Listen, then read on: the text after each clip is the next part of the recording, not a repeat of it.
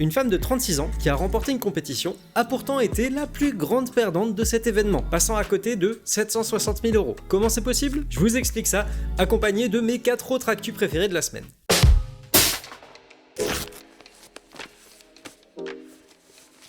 Coup dur pour Kamila Grabska, une Irlandaise originaire du comté de Clare, qui pensait avoir tout gagné, mais qui pourtant a tout perdu. La femme, qui en 2017 avait subi un accident de voiture, explique souffrir de blessures au cou et au dos, l'handicapant grandement dans son travail et dans la prise en charge de ses enfants. Évidemment, quand on a ce genre de blessure et qu'on est bien assuré, la première chose qu'on fait, c'est monter un dossier pour réclamer une indemnisation auprès de sa compagnie d'assurance, ce qu'elle fait, réclamant une indemnisation de 760 000 €. Somme qu'elle ne touchera finalement pas. Oui, parce que la compagnie d'assurance, après avoir examiné le dossier, est tombée sur des photos de Kamila, datant de moins d'1 an après l'accident, dans une compétition de lancer de sapin. On peut même y voir que Kamila a gagné la compétition grâce à un lancer de 1,50 m. Apparemment, c'est quelques jours après cet événement que la femme aurait consulté un médecin se plaignant de douleurs vives dans son dos, indiquant que les blessures sont survenues probablement durant ou suite à la compétition. De son côté, Kamila assure ne jamais avoir menti sur ses blessures et déclare avoir participé à la compétition de lancer de sapin uniquement dans l'idée de tenter de vivre une vie normale. Un argument qui malheureusement n'aura pas suffi pour que le jugement se fasse en sa faveur.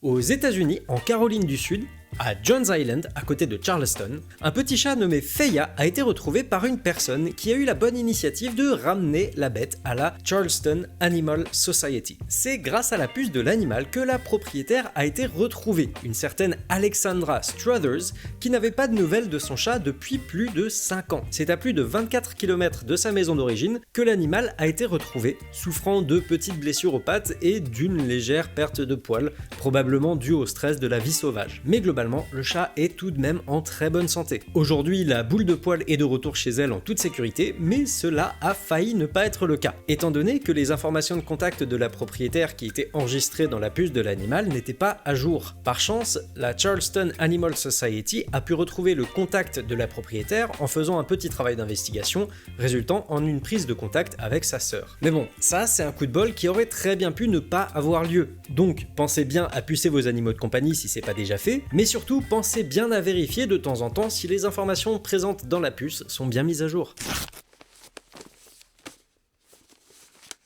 J'imagine que beaucoup d'entre vous ont très certainement déjà vu une vidéo d'un chat passant dans le minuscule interstice entre une porte et le sol, et si c'est pas déjà fait, là vous êtes en train d'en voir une. Mais là, c'est pas d'un chat dont je vais vous parler, ni d'une porte en fait. Mais rassurez-vous, là je parle quand même d'un animal qui passe dans un espace qui paraît beaucoup trop petit pour lui. En Caroline du Nord, aux États-Unis, un intrus a été filmé en train de sortir d'un petit conduit d'aération sur le côté d'une maison. Notre intrus, un ours brun, full size. Genre qui t'éclate la gueule en un coup de patte. La vidéo a été relayée par la North Carolina Wildlife Resources Commission qui précise que l'ours s'était très certainement introduit dans l'aération pour son hibernation, s'en servant comme tanière. L'organisme précise également que dans ce genre de cas, les oursons ne sont souvent pas très loin si l'ours en question est une femelle, et que dans tous les cas, le mieux à faire, c'est de se barrer de là rapidement et silencieusement si on veut éviter de faire un remake maison de The Revenant. Le champion du monde de pizza n'est pas italien. Non, il est français et il s'appelle Jean-François Giroldi. Et il n'est pizzaiolo que depuis 3 ans. Et il ne vient en plus même pas du monde de la cuisine, c'est en fait un cinéaste retraité de 73 ans qui, au moment de prendre sa retraite, a décidé de se reconvertir en tant que pizzaiolo. La compétition s'est déroulée en février de cette année à Rimini, en Italie, où notre bon gaillard originaire de Montéton s'est présenté un petit peu en touriste. Non mais vraiment, en fait, à la base, le mec ne comptait pas participer, c'est juste ses potes qui y allaient qui l'ont embarqué dans l'aventure. Et du coup, notre Jean-François a quand même joué le jeu et s'est préparé à participer à la compétition, qu'il a remporté à la grande surprise de tout le monde. Une surprise tellement grande en fait que même quand il a été appelé par le speaker, il n'a pas entendu son nom puisqu'il était juste en train de s'en battre les couilles à discuter avec ses potes tranquillement. Et pour ceux que ça intéresserait, la pizza est disponible à la carte de son restaurant, la Cucina di Gianfranco, à Montéton, en Lot-et-Garonne, au prix de 15 €. Une autoroute traversant la ville de Cleveland, en Ohio, a été fortement perturbée par la présence de 2 membres de la police locale, se baladant à 4 pattes en zigzagant entre les voitures. Bon, en l'occurrence, j'avoue, c'est pas des humains, même si franchement j'aurais aimé voir ça en vidéo, mais des chevaux de la brigade de police montée qui ont pris la fuite lors d'une session habituelle d'entretien et d'exercice. Comme on peut le voir dans cette vidéo partagée par le département des transports de l'Ohio, les deux chevaux ont tout de même bien foutu la merde sur l'autoroute où les voitures ont fini par devoir se rendre complètement à l'arrêt afin de ne pas blesser les animaux. Et justement, heureusement, aucun d'entre eux n'a été blessé lors de leur cavale, et après une courte course-poursuite, ceux-ci ont pu être amenés au poste en toute sécurité par leurs policiers cavaliers.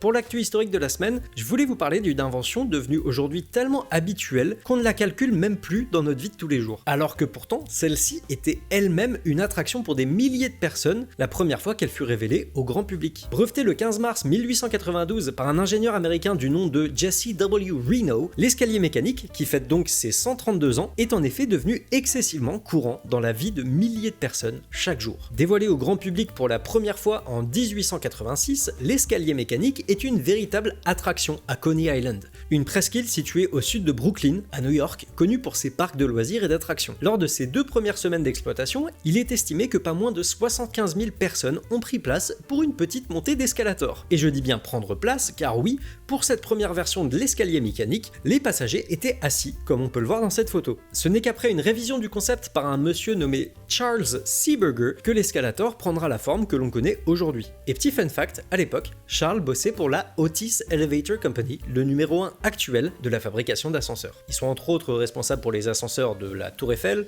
de l'Empire State Building et plus récemment du Burj Khalifa. Et du coup, c'est lui qui trouva le nom escalator, en contractant le latin scala, qui veut dire échelle ou escalier, avec elevator, le terme anglophone pour un ascenseur.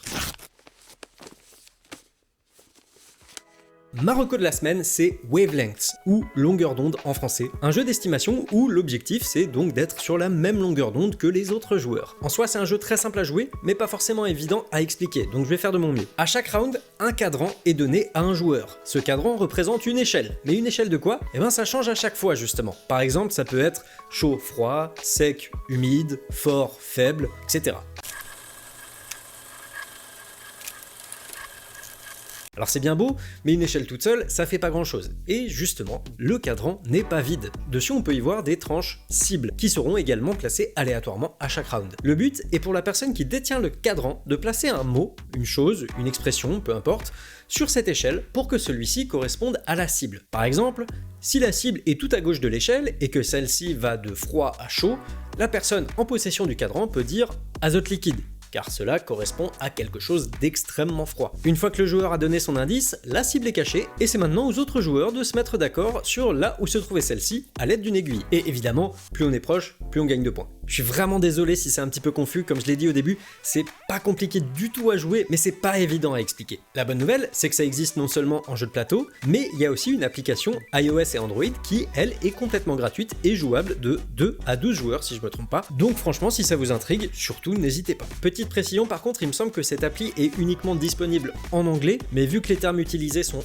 franchement assez simples, ça devrait pas poser de problème. Voilà, c'est tout pour ce Morning Brew, j'espère que ça vous a plu. Comme d'habitude, si c'est le cas et que vous aimez le concept, n'hésitez pas à vous abonner à la chaîne, à lâcher un petit pouce bleu, un commentaire, pourquoi pas, ça aide énormément en vrai. Et je voulais aussi prendre un tout petit moment en fin de vidéo pour remercier les quelques personnes qui m'ont offert pour mon anniversaire les moyens de m'offrir un superbe appareil photo qui me permet actuellement de filmer cette vidéo. Merci les potes, vraiment je vous aime très très fort et j'espère que ce contenu vous plaira. Et je voulais aussi remercier Clem qui m'aide de semaine en semaine pour créer toutes les miniatures et me corriger mes fautes d'orthographe dans les vidéos. Franchement frérot, t'es un amour et voilà, j'espère que... voilà, je vous fais des gros bisous et je vous dis à la semaine prochaine. C'était le Morning Brew avec Franck.